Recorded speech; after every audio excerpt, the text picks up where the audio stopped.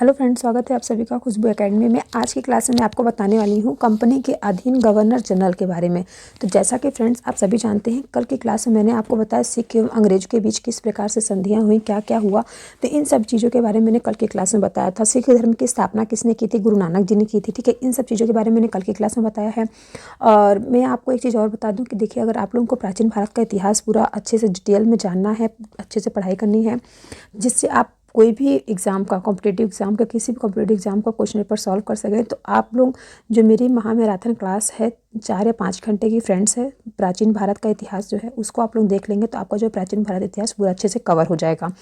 और इसके अलावा अगर मैं आपको बता दूं कि जैसे आधुनिक भारत अगर आप लोग पढ़ना चाहते हैं, आधुनिक भारत का इतिहास, तो वो भी फ्रेंड्स आप पढ़ सकते हैं। मध्यकालीन भारत का जो है वो भी आप, जिसमें मैंने आपको महमूद गजनवी, मोहम्मद गौरी, गुलाब वंश, खिलजी वंश के बारे में बताया है, तुगलक वंश के बारे में, लोधी वंश के बारे में, मुगल वंश के बारे में बताया है। तो इन सब चीज़ों की फ्रेंड्स जो है क्लास आप लोग मेरी जो है मैंने यूट्यूब पर डाल रखी है, मध्यकालीन भारत का इतिहास करके, उसको आप लोग देखेंगे, उसमें आपका कवर हो जाएगा। ठीक है, जिसमें फ्रेंड्स सबसे पहली बात मैंने आपको बाबर का जो है शासनकाल बताया है, तो हुमायूं के बारे में, इन सब चीज़ों को पूरा फुल डिटेल्स में मैंने आपको बताया है, पूरा ट्रिक के साथ में, ताकि आप लोगों को पूरा अच्छे से कवर हो जाए। ठीक है, तो आज की क्लास फ्रेंड्स हम लोग आधुनिक भारत के बारे में बात करेंगे। तो सबसे पहले हम बात करेंगे कंपनी के अधीन गवर्नर जनरल के बारे में। तो बंगाल के प्रमुख गवर्नर जनरल कौन थे? ठीक है, तो देखिए सबसे पहले यहाँ बात हो रही रॉबर्ट क्लाइव के बारे में। ठीक है, किसके बारे में फ्रेंड्स? यहाँ बात हो रही रॉबर्ट क्लाइव के बारे में। तो इनके बारे में मैं आपको बता दूँ, देखिए इन्होंने क्या किया है, 1757 ईस्वी से 1760 ईस्वी एवं पूना 1765 ईस्वी से 1767 ईस्वी तक क्या हुआ था, इसने बंगाल में द्वैत शासन की व्यवस्था की थी। किसने फ्रेंड्स? रॉबर्ट क्लाइव ने बंगाल में द्वैत शासन की व्यवस्था की, जिसके तहत क्या हुआ, राजस्व वसूलना, सैनिक संरक्षण एवं विदेशी मामले जैसी कंपनियों के अधीन थे। जबकि शासन चलाने की जो जिम्मेदारी थी वो किसके हाथों में थी? वो नवाब के हाथों में थी। ठीक है, तो फ्रेंड्स सबसे अच्छा आपका यहाँ पे क्वेश्चन बनता है कि वारेन हेस्टिंग्स जो है फ्रेंड्स, सॉरी फ्रेंड्स, जो रॉबर्ट क्लाइव हैं, इन्होंने रॉबर्ट क्लाइव ने क्या किया था फ्रेंड्स? इन्होंने द्वैत शासन की व्यवस्था क्या किया था? द्वैत शासन व्यवस्था की व्यवस्था की थी। द्वैत शासन व्यवस्था की इन्होंने बंगाल में द्वैत शासन व्यवस्था की थी, और इसके तहत इन्होंने क्या किया था? राजस्व वसूलना, सैनिक संरक्षण और विदेशी मामले जैसी कंपनियों के अधीन थे। जबकि क्या था, शासन चलाने की जो जिम्मेदारी थी वो किसके हाथों में थी? नवाब के हाथों में थी। याद है? कंफर्म हो गया। नेक्स्ट कह रहा है, इसने जो है मुगल सम्राट शाह आलम द्वितीय को इलाहाबाद की द्वितीय संधि 1765 ईस्वी के द्वारा कंपनी के संरक्षण में मिला लिया था। ओके, क्या हुआ था? इन्होंने 1765 ईस्वी में इन्होंने क्या किया था? मिला लिया था किसको? मुगल बादशाह जो थे, मुगल सम्राट बादशाह जो हैं आलम द्वितीय को। ठीक है, इलाहाबाद की द्वितीय संधि में इन्होंने मिलाया था। ठीक है, इसके बाद क्या होता है, जो रॉबर्ट क्लाइव थे, इन्होंने बंगाल के समस्त क्षेत्र के लिए 2 उप दीवान, बंगाल के लिए मोहम्मद रजा खां और बिहार के लिए राजा सिताब राय को नियुक्त किया था। इसके बाद कह रहे हैं अन्य गवर्नर जो हैं बेरेलास्ट जो हैं 1767 से 1769 ईस्वी में, कार्टियार 1769 ईस्वी से 1772 ईस्वी तक, वारेन हेस्टिंग्स जो है 1772 से 1774 ईस्वी तक।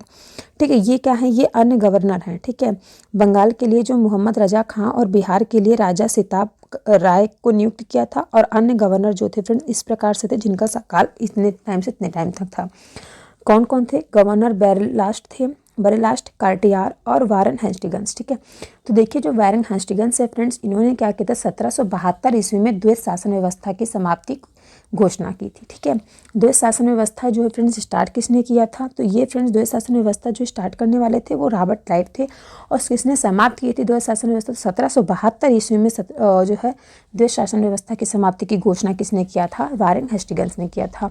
और इन्होंने फ्रेंड्स 1773 ईस्वी में कलकत्ता में एक उच्चतम न्यायालय की स्थापना भी किया था, रेगुलेटिंग एक्ट 1773 ईस्वी में। ठीक है, कलकत्ता में कुछ न्यायालय की स्थापना भी किया था किसने? वारेन हेस्टिंग्स ने। ठीक, इसके बाद नेक्स्ट बात करते हैं इसके आगे क्या होता है। देखिए दिया गया है कंपनी के अधीन गवर्नर जनरल। तो रेगुलेटिंग एक्ट 1773, जैसा कि इसके पहले मैंने आपको बताया, रेगुलेटिंग एक्ट 1773 ईस्वी के अनुसार क्या होता है, बंगाल के गवर्नर को अब अंग्रेजी क्षेत्रों का गवर्नर जनरल कहा जाने लगा, और इसका कार्यकाल क्या हुआ फ्रेंड्स? 5 वर्षों का है निर्धारित किया गया, और मद्रास एवं बम्बई के गवर्नर को इसके अधीन कर दिया गया। इस प्रकार भारत में कंपनी के अधीन जो प्रथम थे वो कौन थे? गवर्नर जनरल वारेन हेस्टिंग्स, जो 1774 से 1785 ईस्वी हुआ। और वारेन हेस्टिंग्स जो है फ्रेंड्स 1750 ईस्वी में कंपनी के एक क्लर्क के रूप में कलकत्ता आया था, और अपनी कार्यकुशलता के कारण कासिम बजार का अध्यक्ष जो है बंगाल का गवर्नर एवं कंपनी का गवर्नर जनरल बना रहा।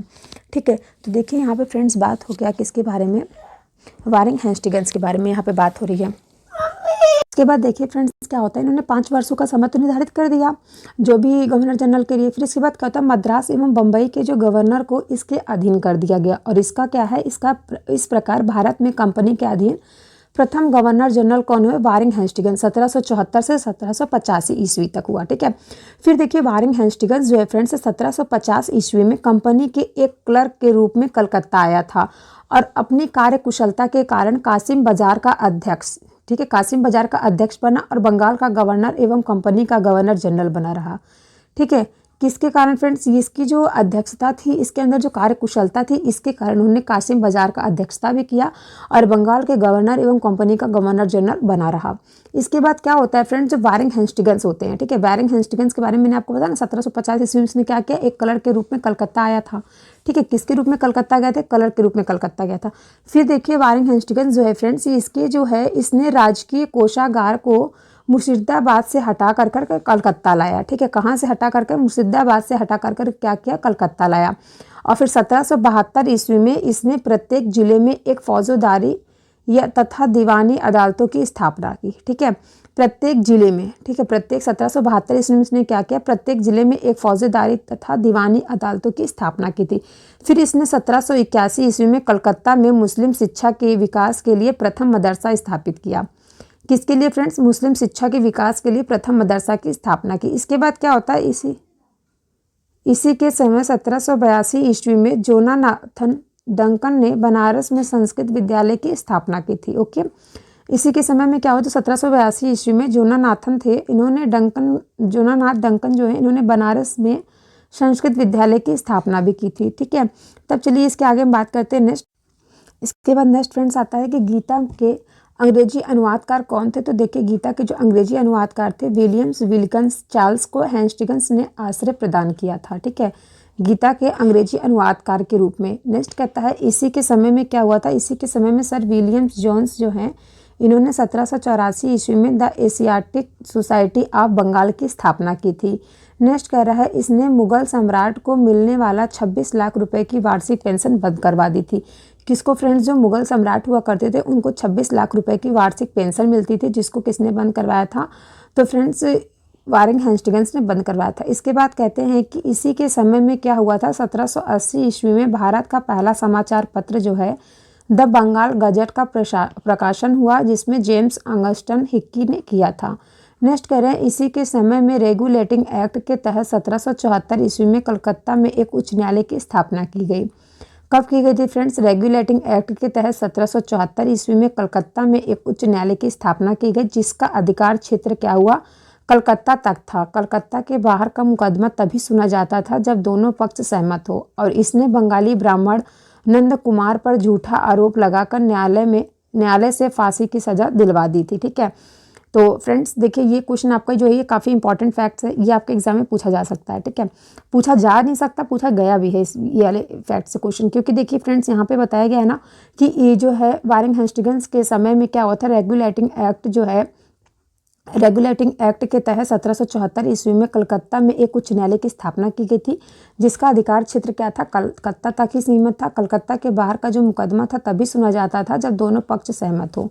और इसने बंगाल ब्राह्मण नंद कुमार पर झूठा आरोप लगाकर न्यायालय से फांसी की सजा दिला दी थी। नेक्स्ट कह रहा है कि प्रथम आंग्ल मराठा युद्ध है 1775 से 1782 ईस्वी एवं द्वितीय आंग्ल मैसूर युद्ध 1780 से 1784 ईस्वी तक हुआ था। ठीक है, फिर वारिंग हेस्टिंग्स के समय में ही लड़े गए थे ये दोनों जो युद्ध है फ्रेंड्स के प्रथम आंग्ल मराठा युद्ध और द्वितीय आंग्ल मैसूर युद्ध जो है ये वारिंग हेस्टिंग्स के समय में ही लड़े गए थे। और प्रथम आंग्ल मराठा युद्ध में सलबाई की संधि जो है 1782 ईस्वी में और द्वितीय आंग्ल मैसूर युद्ध में जो मंगलोर की संधि हुई थी वो 1784 ईस्वी के द्वारा समाप्त हुआ था।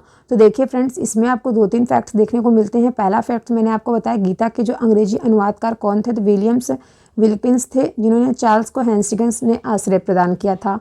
नेक्स्ट है कि इसमें क्या हुआ था, इसमें जो है इसी के समय में क्या हुआ था, जो फ्रेंड्स ये आपके वारिंग हेस्टिंग्स हैं, इन्हीं के समय में सर विलियम्स जोन्स जो है वो 1784 ईस्वी में the Asiatic society of Bengal की स्थापना भी इन्होंने की थी। ठीक है, इसके बाद जो इन्होंने क्या किया था कि जो मुगल सम्राट हुआ करते थे उनको 26 लाख रुपए वार्षिक पेंशन मिलता था, तो इन्होंने क्या किया था, इसको भी बंद करवा दिया था। इसके बाद जो है सबसे इम्पॉर्टेंट फैक्ट यही रहता है इसमें कि जो है दिल्ली उच्च न्यायालय की जो स्थापना है किसने किया था, तो ये वारेन हेस्टिंग्स ने करवाया था और रेगुलेटिंग एक्ट के तहत 1774 ईस्वी में। ओके, यहाँ तक आप सभी को समझ में आया? कोई डाउट हो तो कमेंट करके पूछिएगा। नेक्स्ट इसके आगे हम लोग बढ़ते हैं। नेक्स्ट देखिए दिया गया है, इसी के काल में बोर्ड ऑफ रेवेन्यू की स्थापना हुई थी। किसकी फ्रेंड्स? बोर्ड ऑफ रेवेन्यू की स्थापना हुई थी और पिट्स इंडिया एक्ट 1784 ईस्वी के विरोध में इस्तीफा देकर जब वारेन हेस्टिंग्स फरवरी 1785 ईस्वी में इंग्लैंड पहुंचा, जो कि बर्फ द्वारा उसके ऊपर महाभियोग लगाया गया था। ठीक है, जो कि किसके द्वारा महाभियोग लगाया गया था? बर्फ के द्वारा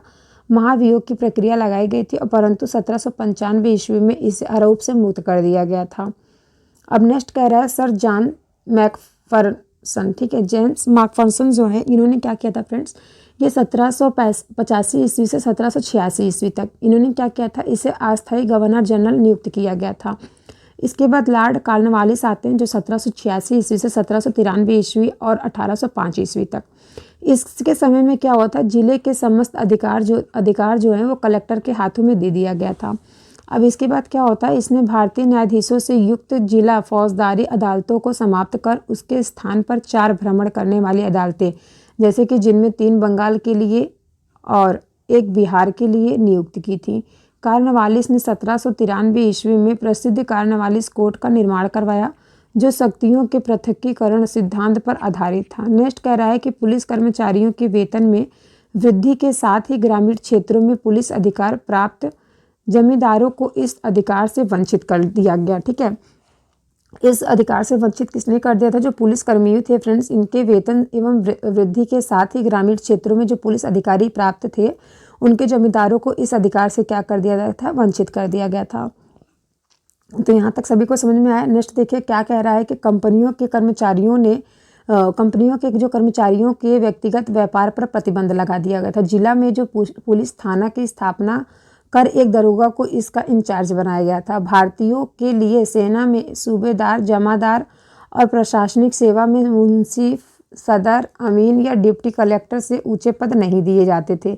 इसके बाद क्या कह रहा है कि इसने क्या किया था, 1793 ईस्वी में स्थायी बंदोबस्त की पद्धति लागू कर दी थी, जिसके तहत जमींदारों को क्या होता था, अब भू राजस्व का जो लगभग 90% यानी कि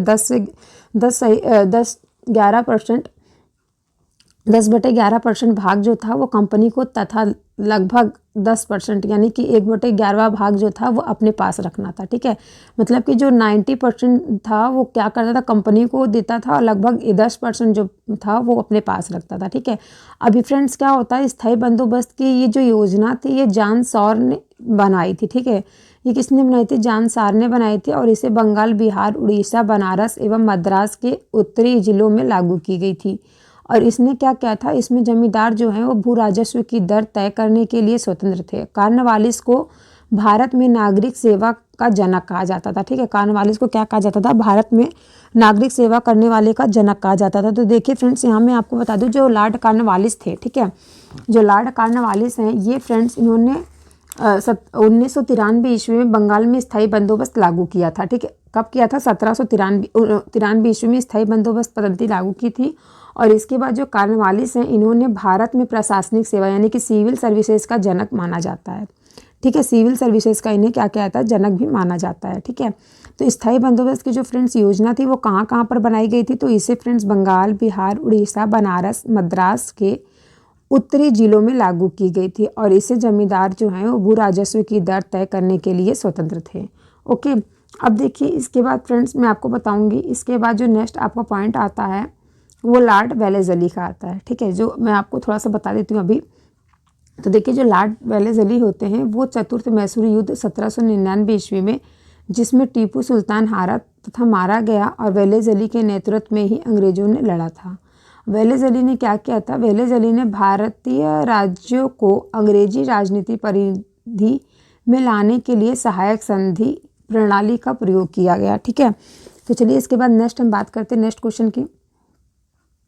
नेक्स्ट देखिए यहाँ पे दिया गया है सर जॉन शेर के बारे में। सर जॉन शेर जो है फ्रेंड्स, इसने क्या कहते हैं हस्तक्षेप नीति अपनाई थी। ठीक है, इसने कौन सी नीति अपनाई थी? इन्होंने हस्तक्षेप नीति अपनाई थी। इसके बाद नेक्स्ट कह रहा है, नेक्स्ट क्वेश्चन दिया गया है, नेक्स्ट क्वेश्चन फ्रेंड्स दिया गया है लॉर्ड वेलेज़ली 1798 से 1805 ईस्वी में इसने क्या किया था? इसने सहायक संधि की पद्धति शुरू की। भारत में सहायक संधि का जो प्रयोग है वो वेलेज़ली से पूर्व फ्रांसीसी गवर्नर डुप्ले ने किया था। सहायक संधि करने वाले राज्य थे जैसे हैदराबाद 1798 ईस्वी में, मैसूर जो कि 1799 ईस्वी में, तंजौर अक्टूबर 1799 ईस्वी में, अवध जो है 1801 ईस्वी में, पेशावर दिसंबर 1801 ईस्वी में, बरार एवं भोंसले जो है ये दिसंबर 1803 ईस्वी में, सिंधिया जो है वो 1804 ईस्वी में, और अन्य सहायक संधियां करने वाले राज्य जो हैं जोधपुर, रायपुर, मच्छेड़ी, बंदू तथा भारतपुर। ठीक है, ये सभी जो राज्य हैं ये सभी क्या हैं? ये सभी सहायक संधि करने वाले राज्य थे। ठीक है, इसके बाद क्या होता है, जो इसी समय क्या होते हैं, जो टीपू सुल्तान होते हैं वो चौथे आंग्ल मैसूर युद्ध 1799 में ईस्वी में मारा गया। ठीक है, जो टीपू सुल्तान होता है वो आंग्ल मैसूर युद्ध 1799 ईस्वी में क्या होता है वो मारा जाता है। इसके बाद नेक्स्ट क्या होता है कि इसी ने 1800 ईस्वी कलकत्ता में नागरिक सेवा में भर्ती किए गए युवकों को प्रशिक्षित करने के लिए फोर्ट विलियम कॉलेज की स्थापना की, परंतु बहुत व्ययशील होने की वजह से इसे बंद कर दिया गया। ठीक है, क्या हुआ था इसमें बहुत ही ज़्यादा व्यय होता था, इसकी वजह से क्या कर दिया गया, इसे बंद कर दिया गया। तो यहाँ तक आई होप आप सभी को समझ में आया होगा। किसी को कोई डाउट है तो कमेंट करके ज़रूर पूछिएगा। तो ये देखिए, यह जो है यह स्वयं को बंगाल का शेर कहा जाता था। इसे क्या होता था, यह स्वयं को बंगाल का शेर कहा करता था। और लॉर्ड कॉर्नवालिस जो था फ्रेंड्स, इसने लॉर्ड कॉर्नवालिस का 805 ईस्वी में दूसरा कार्यकाल शुरू हुआ, परंतु शीघ्र ही इसकी मृत्यु हो गई थी। 1805 ईस्वी में इसने अपना दूसरा कार्यकाल तो शुरू किया, लेकिन क्या हुआ, उसकी तुरंत ही क्या हो गई थी, मृत्यु हो गई थी। इसके बाद कौन आते हैं? सर जॉर्ज बर्लो आते हैं। इन्होंने क्या किया था? 1805 से 1807 ईस्वी में, 1806 ईस्वी में वेल्लोर में हुई सिपाही विद्रोह जो होता है, इसके काल की जो महत्वपूर्ण घटना होती है वो होती है। ठीक है, जो सर जॉर्ज बार्लो हैं, इन्होंने जो फ्रेंड्स क्या होता है, इनके शासनकाल में क्या होता है, 1806 ईस्वी में बल्लोर में जो हुई सिपाही विद्रोह है, इसके काल की महत्वपूर्ण घटना मानी जाती है। इसके बाद आते हैं लॉर्ड मिंटो प्रथम। लॉर्ड मिंटो प्रथम जो है फ्रेंड 1807 ईस्वी से 1813 ईस्वी में, इन्होंने क्या किया था फ्रेंड्स, इसके काल में रणजीत सिंह एवं अंग्रेजों के बीच 25 अप्रैल 1809 ईस्वी को अमृतसर की संधि हुई। मध्यस्थता के बाद क्या होता है, जो चार्ल्स मेटकाफ हुई, इसी के समय क्या होते हैं, चार्टर एक्ट 1813 ईस्वी पास हुआ था। फिर इसके बाद कौन आते हैं? लॉर्ड आपके आते हैं हेस्टिंग्स। ठीक है फ्रेंड्स, लास्ट हेस्टिंग्स के बारे में हम बात करते हैं इसके बाद। तो देखिए इन्होंने क्या किया था, ये जो फ्रेंड्स हैं इसी के समय में आंग्ल नेपाल युद्ध 1814 से 1816 ईस्वी में हुई, और इसमें नेपाल के जो अमर सिंह थापा को आत्मसमर्पण करना पड़ा। और मार्च 1816 ईस्वी में जो अंग्रेजों एवं गोरखों के बीच संगोली की संधि हुई थी। संधि के दौरान क्या होता है, आंग्ल नेपाल युद्ध का अंत होता है। ठीक है, आंग्ल नेपाल युद्ध का क्या होता है फ्रेंड्स, अंत होता है। क्यों? क्योंकि संगोली की संधि के बाद। नेक्स्ट क्या होता है, इसके समय में पिंडारियों का दमन कर दिया गया, और पिंडारियों के प्रमुख नेताओं में वासील मुहम्मद चीतू एवं करीम खां थे। ठीक है, कौन कौन थे फ्रेंड्स, इसके मराठों की शक्तियों को अंतिम रूप से नष्ट कर दिया गया था। इसके बाद नेक्स्ट कह रहा है, इसने प्रेस पर लगे प्रतिबंध को समाप्त कर प्रेस के मार्गदर्शन के लिए नियम बनाए थे। प्रेस क्या होता है, इसने जो प्रेस पर लगे प्रतिबंध थे उसको समाप्त कर दिया था, और प्रेस के मार्गदर्शन के लिए जो नियम बताए गए थे उसको अपनाए थे। इसके बाद क्या करता है, इसी के समय में 1822 ईस्वी का जो टेनेक्सी एक्ट का है, जो टेनेक्सी एक्ट का कास्तारिक अधिनियम लागू किया गया था। तो यहाँ तक की क्लास जो है समझ में आया? कमेंट करके बताइए अगर किसी को कोई प्रॉब्लम हो तो।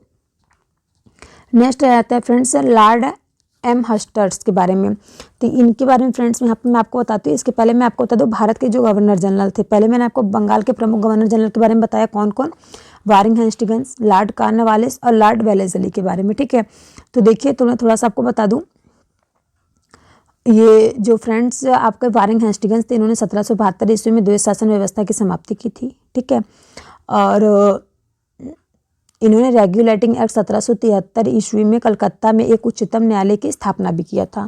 फिर लॉर्ड कॉर्नवालिस जो आते फ्रेंड्स, इन्होंने 1793 ईस्वी में बंगाल में स्थायी बंदोबस्त लागू किया था। इसके बाद कॉर्नवालिस जो है फ्रेंड्स, इन्होंने भारत को प्रशासनिक सेवा यानी कि सिविल सर्विसेज का जनक भी कहा जाता है। किसको?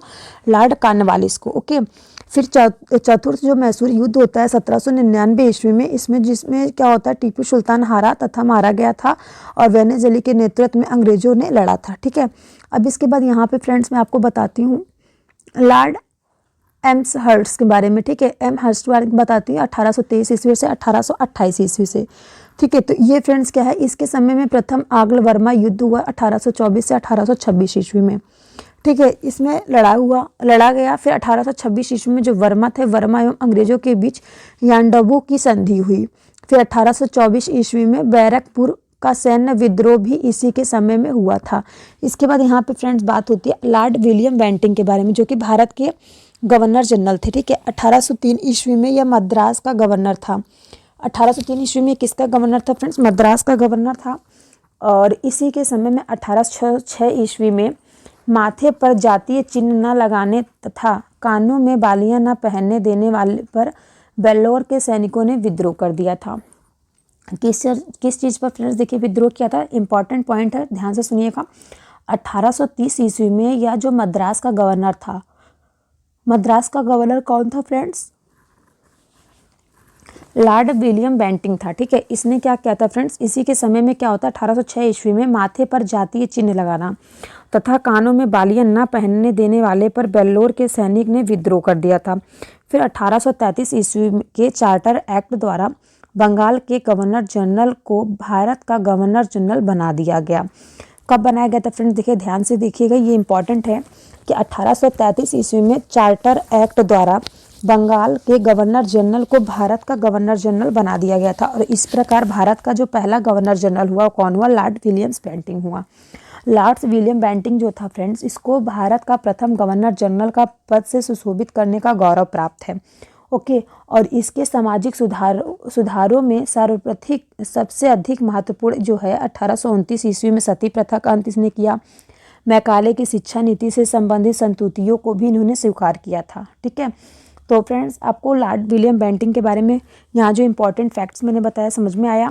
अगर इसके अलावा भी अगर आपको और कुछ जानना है, कोई डाउट है, तो कमेंट करके आप लोग पूछ सकते हैं। ठीक है। किसके बारे में फ्रेंड्स? लॉर्ड विलियम बेंटिंग के बारे में। और कुछ आपको पूछना है तो पूछ सकते हैं आप लोग। तो देखिए इसके शासनकाल में क्या हुआ था, लॉर्ड विलियम बेंटिंग के शासनकाल में यह भारत का प्रथम गवर्नर जनरल था। वह सामाजिक सुधारों के लिए प्रसिद्ध था और इसने क्या सती प्रथा का अंत कब किया था? 1829 ईस्वी में। ठीक है। कब किया था फ्रेंड्स? 1829 ईस्वी में सती प्रथा का अंत करा था और कन्या हत्या जैसी कुप्रथाओं पर रोक लगाई थी। और इसने इसके काल में जो अंग्रेजी को शिक्षा का माध्यम बनाया गया। 1835 ईस्वी में कलकत्ता मेडिकल कॉलेज की स्थापना की गई थी। ओके। तो चलिए इसके आगे नेक्स्ट हम लोग बढ़ते हैं। यहाँ तक आई होप आप सभी को समझ में आ गया होगा। कोई डाउट है तो कमेंट कीजिएगा। नेक्स्ट फ्रेंड्स देखिए राजा राम मोहन राय के सहयोग से बेंटिंग ने 1829 ईस्वी में सती प्रथा को समाप्त कर दिया था। कब फ्रेंड्स? 1829 ईस्वी में इन्होंने क्या किया था? सती प्रथा को समाप्त कर दिया था। किसके साथ में? राजा राम मोहन राय के सहयोग से। इसके बाद क्या होता है, बेंटिंग ने इस प्रथा के खिलाफ कानून बनाकर 1829 ईस्वी में धारा 17 के द्वारा विधवाओं के सती होने को अवैध घोषित कर दिया था। ठीक है। किसके एक्ट जो है फ्रेंड्स? धारा 17 के द्वारा। ठीक है।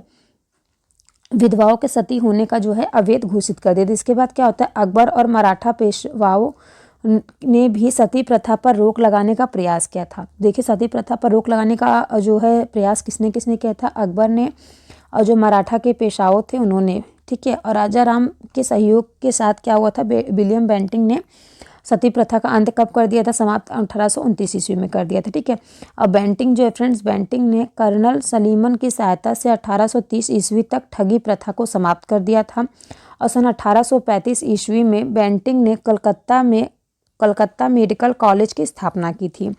ठीक है। कलकत्ता में क्या क्या था? कलकत्ता मेडिकल कॉलेज की स्थापना की थी। इसके बाद कह रहा है कि इसी के समय जो मैकाले हैं, मैकाले की अनुशंसा पर अंग्रेजी को शिक्षा का माध्यम बनाया गया और मैकाले द्वारा कानून का वर्गीकरण भी किया गया था। नेक्स्ट कह रहा है कि बेंटिंग ने 1831 ईस्वी में मैसूर तथा 1834 ईस्वी में कुर्ग एवं मध्य कचेर को हड़प लिया। ठीक है, कुर्ग एवं मध्य कचेर को हड़प लिया था। नेक्स्ट कह रहा है कि इसने भारतीयों को उत्तराधिकारी पदों पर नियुक्त किया था। ठीक है, इसने क्या किया था, भारतीयों को उत्तराधिकारी पदों पर क्या किया था, नियुक्त किया था। और इसने शिशु बालिका की हत्या पर भी प्रतिबंध लगाया था। तो देखिए यहाँ पे आप सभी को आई होप क्लास जो है समझ में आ रही होगी। कोई डाउट हो तो आप लोग कमेंट करके पूछ लिया करिए, मैं हमेशा आप लोगों से कहती हूँ। तो देखिए अभी यहाँ पे बात चल रही थी आपका वारेन हेस्टिंग्स के बारे में, जिसके बारे में मैंने आपको बताया कि इसने 1781 ईस्वी में कलकत्ता में मुस्लिम शिक्षा के विकास के लिए प्रथम मदरसा की भी स्थापना की थी। ठीक है, वारेन हेस्टिंग्स के बारे में मैंने आपको बताया ना इसके पहले। और अब देखिए वारेन हेस्टिंग्स के बारे में यहाँ पे क्लास चल रही है अभी इस टाइम। तो यहाँ पे मैंने आपको बता दिया है। अगर आपको और कोई डाउट हो तो आप कमेंट करके पूछ सकते हैं। ठीक है, तो हम आप लोग आगे बढ़े, कोई डाउट हो तो पूछिए आप लोग, नहीं तो इसके आगे हम लोग चलते हैं। ठीक है, नेक्स्ट देखिए दिया गया है चार्ल्स मेटकाफ के बारे में। ठीक है, दिया गया है किसके बारे में, चार्ल्स मेटकाफ के बारे में दिया गया है। तो देखिए जो चार्ल्स मेटकाफ हैं, इन्होंने क्या किया था, इन्होंने फ्रेंड्स इसने अपने 1 वर्ष के कार्यकाल में प्रेस पर नियंत्रण हटाया था। प्रेस से क्या किया था, नियंत्रण हटाया था। ठीक है, ये प्रेस फ्रेंड्स कपड़ा वाला प्रेस मत समझिएगा आप लोग। प्रेस मतलब होता है जैसे कि इसने प्रेस पर प्रतिबंध हटाने के लिए किया जाने वाला जो होता है, इसे प्रेस का मुक्तिदाता भी कहा जाता है। इसलिए इसे क्या भारतीय प्रेस का मुक्तिदाता कहा जाता है। ठीक है, नेक्स्ट है लॉर्ड ऑकलैंड। लॉर्ड ऑकलैंड जो फ्रेंड्स 1836 से 1842 ईस्वी में इन्होंने क्या किया था, इसके समय की सबसे महत्वपूर्ण घटना है प्रथम आंग्ल अफगान युद्ध, जो 1839 से 1842 ईस्वी में हुआ था। और 1839 ईस्वी में इसने कलकत्ता से दिल्ली तक ग्रैंड ट्रंक रोड का मरम्मत करवाया था। किसने फ्रेंड्स, लॉर्ड ऑकलैंड ने करवाया था मरम्मत। कब करवाया था, 1839 ईस्वी में कलकत्ता से दिल्ली तक जो जाने वाली जीटी रोड है उसकी मरम्मत करवाई थी। ठीक है, ये इनका इंपॉर्टेंट फैक्ट्स है, याद रखिएगा। और इसके समय की सबसे महत्वपूर्ण घटना क्या है, प्रथम आंग्ल अफगान युद्ध। ठीक है, इसके बाद फ्रेंड्स क्या होता है, इसी के समय में जो भारतीय थे, भारतीय विद्यार्थियों को डॉक्टरी की शिक्षा हेतु विदेश जाने की अनुमति जो है ब्रिटिश संसद ने प्रदान की थी।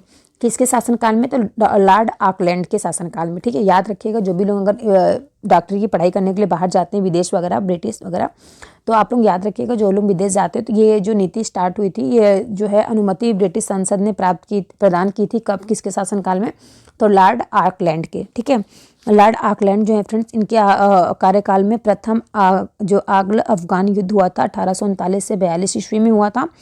और इसने जो है कलकत्ता से दिल्ली तक ग्रैंड ट्रंक रोड की मरम्मत करवाई थी। इसके बाद नेक्स्ट आते हैं फ्रेंड्स लॉर्ड एलिनब्रो। लॉर्ड एलिनब्रो जो फ्रेंड्स आते हैं, इन्होंने क्या किया था, इन्होंने प्रथम आंग्ल अफगान युद्ध समाप्त किया। ठीक है, प्रारंभ कब हुआ था, किसके शासनकाल में, तो लॉर्ड ऑकलैंड के समय में। और एलिनब्रो के समय में क्या होता है, इसका समाप्ति होता है। और सिंध को अगस्त 1843 ईस्वी में पूर्ण रूप से ब्रिटिश साम्राज्य में मिला लिया गया था। इसके बाद कह रहा है कि दास प्रथा का जो उन्मूलन है इसी के समय में हुआ 1843 के एक्ट 5 के द्वारा। ठीक है, रविवार की छुट्टी की शुरुआत जो है फ्रेंड्स 1843 ईस्वी में हुई थी। लॉर्ड एलिनब्रो के शासनकाल में हुई थी रविवार की छुट्टी की शुरुआत। और फिर इसके बाद आता है नेक्स्ट आपके आते हैं लॉर्ड हार्डिंग। ठीक है, लॉर्ड हार्डिंग आते हैं। इनके शासनकाल की सबसे महत्वपूर्ण घटना होती है प्रथम आंग्ल सिख युद्ध, जो 1845 से 1846 ईस्वी तक होती है। और इसमें अंग्रेजी विजय होते हैं। और इसमें जो नर बलि प्रथा पर प्रतिबंध लगाया गया था। ठीक है, किस पर प्रतिबंध लगाया गया था, इसने नर बलि प्रथा पर प्रतिबंध लगाया था। तो यहाँ तक सभी को समझ में आया, कोई प्रॉब्लम हो तो आप लोग कमेंट करके पूछिएगा। अब इसके बाद जो मैं आपको नेक्स्ट बताऊंगी वो मैं बताऊंगी आपको फ्रेंड्स लॉर्ड डलहौजी के बारे में। ठीक है, लॉर्ड डलहौजी के बारे में वेरी मोस्ट इंपॉर्टेंट पॉइंट रहेगा और सभी लोग ध्यान से सुनिएगा। ठीक है, तो चलिए अब हम स्टार्ट करते हैं लॉर्ड डलहौजी के बारे में। यहाँ तक किसी का कोई डाउट है तो कमेंट करके आप लोग पूछ लीजिए। तो देखिए अब हम बात करेंगे लॉर्ड डलहौजी के बारे में। ठीक है, तो देखिए यहाँ पे क्या होता है, तो द्वितीय आंग्ल सिख युद्ध जो होता है 1848 से 1849 ईस्वी में, तथा पंजाब का जो ब्रिटिश शासन में विलय होता है वो 1849 ईस्वी में होता है। जगत प्रसिद्ध सिख राज्य का जो प्रसिद्ध हीरा था कोहिनूर महारानी विक्टोरिया को भेजा दिया गया था। तो फ्रेंड्स कब भेज दिया गया था, मैंने आपको इसके पहले जो क्लास चली थी सिख और किसकी क्लास चली थी फ्रेंड्स, सिख और अंग्रेज़ों की, उसमें मैंने आपको बताया था। ठीक है, कि जो द्वितीय आंग्ल सिख युद्ध हुआ था 1848 से 1849 ईस्वी में, तो इसमें क्या होता, पंजाब का जो ब्रिटिश शासन में विलय हो गया था 1849 ईस्वी में। और जगत प्रसिद्ध जो सिख राज्य का प्रसिद्ध हीरा था कोहिनूर महारानी विक्टोरिया को भेज दिया गया था। इसके बाद क्या होता है, जो द्वितीय आंग्ल बर्मा युद्ध होता है और सन 1852 ईस्वी में लोअर बर्मा एवं पिगू को अंग्रेजी राज्य में मिला लिया गया था। ठीक है, पिगू और किसको फ्रेंड्स, अंग्रेजी राज्य को मिला लिया गया था। नेक्स्ट कह रहा है डलहौजी ने सिक्किम पर 2 अंग्रेज डॉक्टरों के साथ दुर्व्यवहार का आरोप लगाकर सन 1850 ईस्वी में उस पर अधिकार कर लिया था। किस प्रकार से फ्रेंड्स इसने अधिकार कर लिया था सिक्किम पर, तो डलहौजी ने जो सिक्किम पर 2 अंग्रेज डॉक्टर थे उसके साथ दुर्व्यवहार का आरोप लगा करके सन 1850 में उसे अपने अधिकार में कर लिया था। इसके बाद क्या कहते हैं, 1852 ईस्वी में एक इनाम कमीशन की स्थापना की गई और इसका उद्देश्य क्या था, भूमि कर रहित जागीरों का पता करके उन्हें क्या करना था, छीनना था। इसके बाद नेक्स्ट कह रहा है कि डलहौजी का जो शासनकाल उसके व्यक्तिगत सिद्धांत यानी कि डॉक्ट्रिन ऑफ लेपेस के कारण अधिक याद किया जाता है। इस नीति के तहत क्या होता है, अंग्रेजी साम्राज्य में विलय किए गए सर्वप्रथम सतारा 1848 ईस्वी में, जैतपुर बुंदेलखंड और संभालपुर उड़ीसा 1849 में, बाघाट हिमाचल प्रदेश 1850 और उदयपुर मध्य प्रदेश 1852 ईस्वी में, झांसी 1853 ईस्वी में और नागपुर 1854 ईस्वी में। ठीक है, तो ये सभी क्या होते हैं फ्रेंड्स, जैसे कि मैंने आपको बताया ना, मतलब कि डलहौजी ने क्या किया था, शासनकाल उसके व्यक्तिगत यानी कि डॉक्ट्रिन ऑफ लिपीज के कारण क्या करता है, अधिक याद किया जाता है। इस नीति के कारण क्या होता है, इस नीति के तहत क्या हुआ, अंग्रेजी साम्राज्य के विलय किए गए। ठीक है, तो इन सभी राज्य के विलय किए गए। सर्वप्रथम सातारा का विलय किया गया, कब किया गया, 1848 ईस्वी में। इसके बाद जैतपुर बुंदेलखंड, संभालपुर उड़ीसा, बाघाट मतलब हिमाचल प्रदेश में, उदयपुर यानी कि मध्य प्रदेश में, झांसी, नागपुर, इन सभी जो है राज्यों का क्या हो गया, साम्राज्य का विलय हो गया। ओके, इसके बाद फ्रेंड्स क्या होता है, नेक्स्ट देखिए, यहाँ तक सभी को समझ में आया, कोई प्रॉब्लम है तो कमेंट करके पूछ लीजिएगा।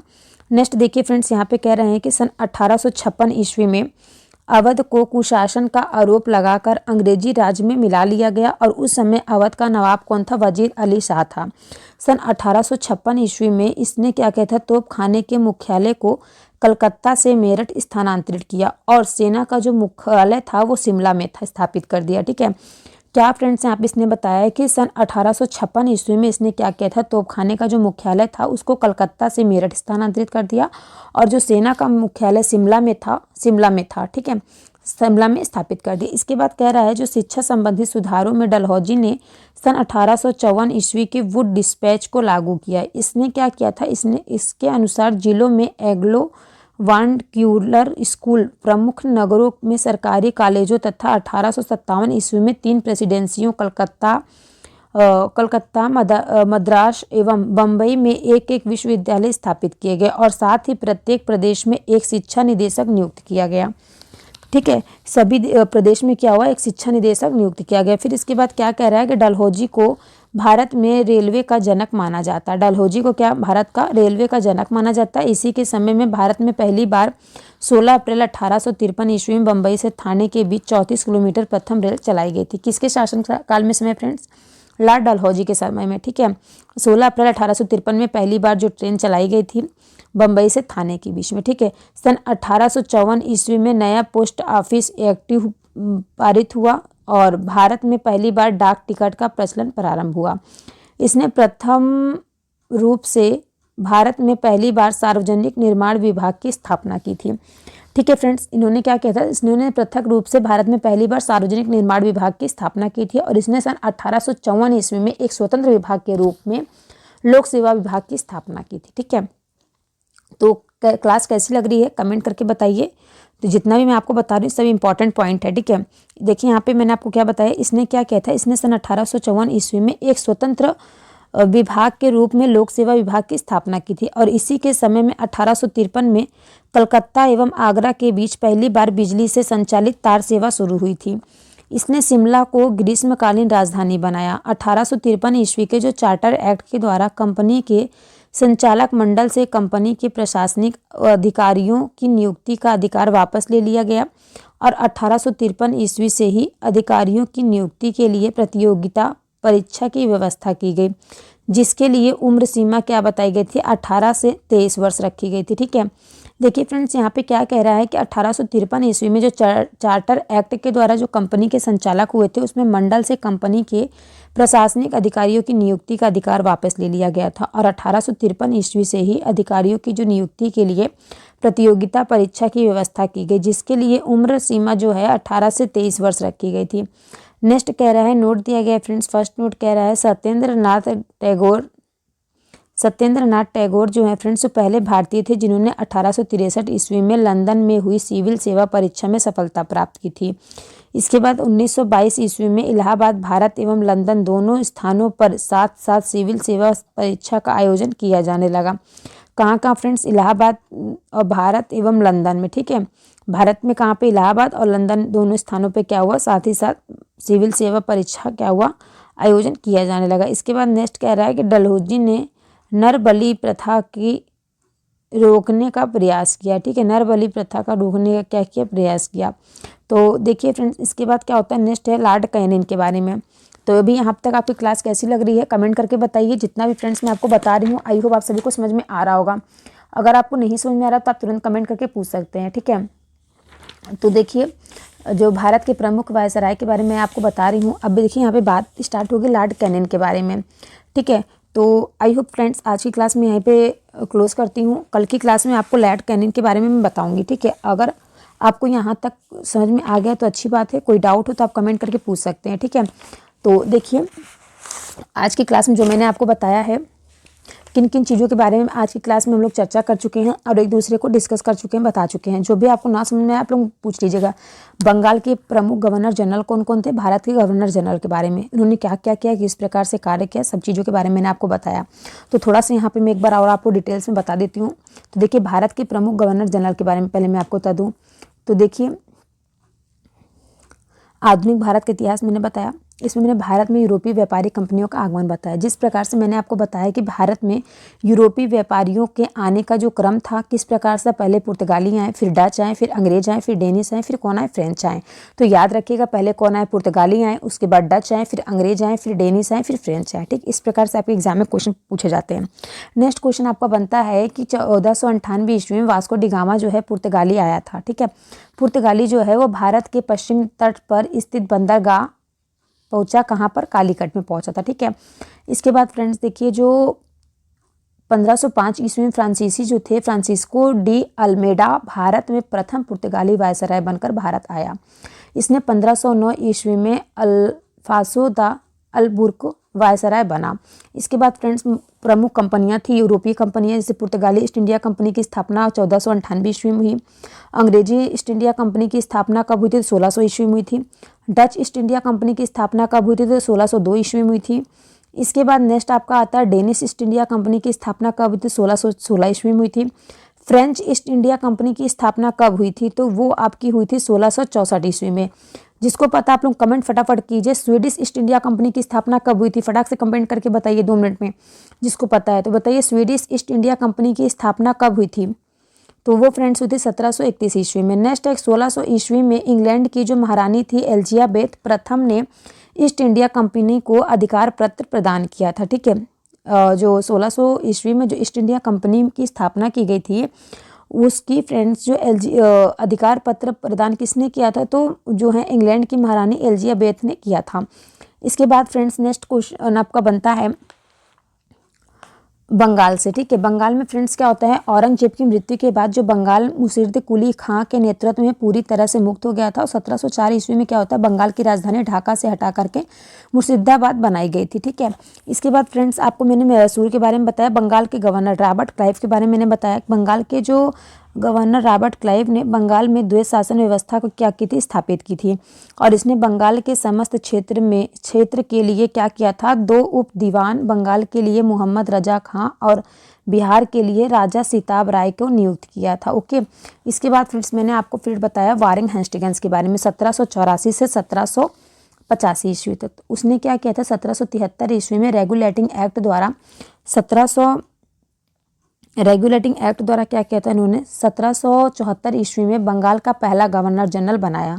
फिर इससे पूर्व बंगाल का गवर्नर कौन था? इसके पूर्व उसने 1772 ईस्वी में प्रत्येक जिले में फौजदारी एवं दीवानी जो न्यायालयों की स्थापना की और इसने क्या किया था? द्वेष शासन समाप्त कर दिया था। फिर 1784 ईस्वी के जो पिट्स इंडिया अधिनियम के कंपनी के कामकाज को ब्रिटिश संसद के नियम पर में कर दिया गया था। ओके, तो आज की क्लास आपको कैसी लगी कमेंट करके आप जरूर बताइएगा। फिर मैंने आपको सर जॉन सेयर के बारे में बताया, लॉर्ड वेलेस्ली के बारे में बताया, सर जॉन बार्लो के बारे में बताया, लॉर्ड मिंटो के बारे में बताया, लॉर्ड वारेन हेस्टिंग्स के बारे में बताया, लॉर्ड हेस्टिंग्स के बारे में बताया, लॉर्ड एम्सहर्स्ट के बारे में बताया। तो आप लोगों को क्लास कैसी लगी कमेंट करके जरूर बताइएगा। कल की क्लास में फ्रेंड्स हम लोग बात करेंगे भारत के प्रमुख गवर्नर जनरल लॉर्ड कैनिंग के बारे में। ओके, तो कल की क्लास में फ्रेंड्स हम लोग लॉर्ड कैनिंग के बारे में चर्चा करेंगे। लॉर्ड डलहौजी के बारे में मैंने क्या बताया एक बार कमेंट करके आप लोग बताइएगा। ओके, तो चलिए मिलते हैं नेक्स्ट क्लास में। आप सभी से रिक्वेस्ट है कि चैनल को सब्सक्राइब, वीडियो को लाइक जरूर करिएगा। मिलते हैं नेक्स्ट क्लास में।